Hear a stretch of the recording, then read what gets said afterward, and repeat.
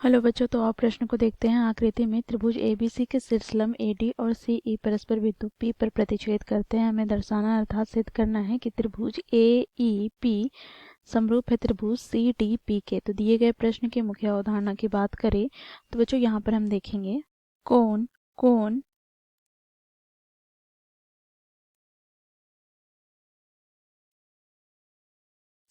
अर्थात ए समरूपता नियम से हम जानते हैं यदि किसी त्रिभुज के कोई दो कोण अन्य त्रिभुज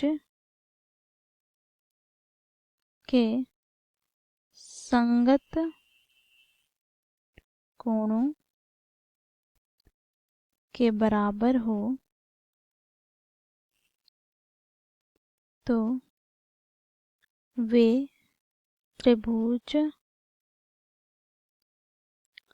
समरूप होते हैं। अर्थात बच्चों देखो, यदि हम त्रिभुज ए बी सी तथा त्रिभुज डी ई एफ की बात करें तो बच्चों देखो, यहाँ पर त्रिभुज ए बी सी में कोण ए का संगत कोण कोण डी के बराबर है। इसी प्रकार बच्चों, यदि कोण बी का संगत कोण कोण ई, ये दोनों कोण क्या हो, बराबर हो, तो यहाँ से हम कहेंगे देखो, क्योंकि कोण ए का संगत कोण कोण डी तथा कोण बी का संगत कोण कोण ई बराबर है, तो यहाँ से निष्कर्ष आता है कि त्रिभुज ए बी सी समरूप है त्रिभुज डी ई एफ के कोण कोण समरूपता नियम से। तो इस मुख्य अवधारणा की सहायता से हम दिए गए प्रश्न को सिद्ध करेंगे। बच्चों देखो, प्रश्न में हमें दिया गया है क्योंकि एडी बीसी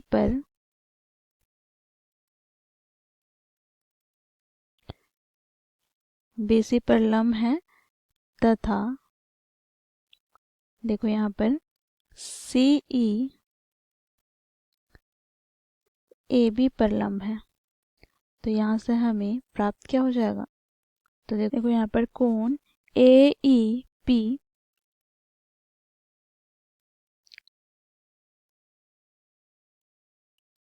बराबर हो जाएगा 90 डिग्री के, तथा बच्चों देखो यहाँ पर हम कह पाएंगे कि कोण यहाँ पर सी डी पी अर्थात यह कोण कितने डिग्री का हो जाएगा, तो 90 डिग्री का। सी डी पी बराबर 90 डिग्री।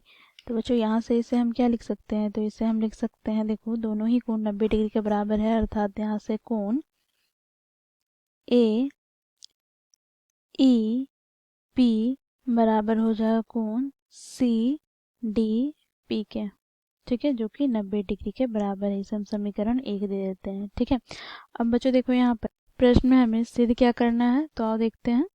तो त्रिभुज ए ई पी अर्थात इस त्रिभुज को हमें समरूप सिद्ध करना है त्रिभुज सी डी पी के, अर्थात इस त्रिभुज के, ठीक है। तो यहाँ से हम बात करें दोनों ही त्रिभुज में, तो यहाँ पर हम लिखेंगे अब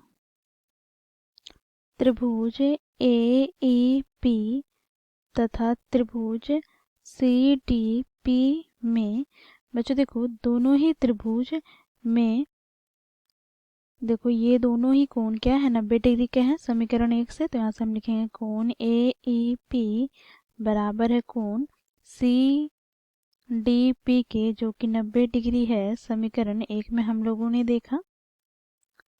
साथ ही बच्चों यहाँ पर हम देखेंगे तो कोण ए पी ई अर्थात यह कोण बराबर हो जाएगा किसके, कोण यहाँ पर सी पी डी के, अर्थात इस कोण के।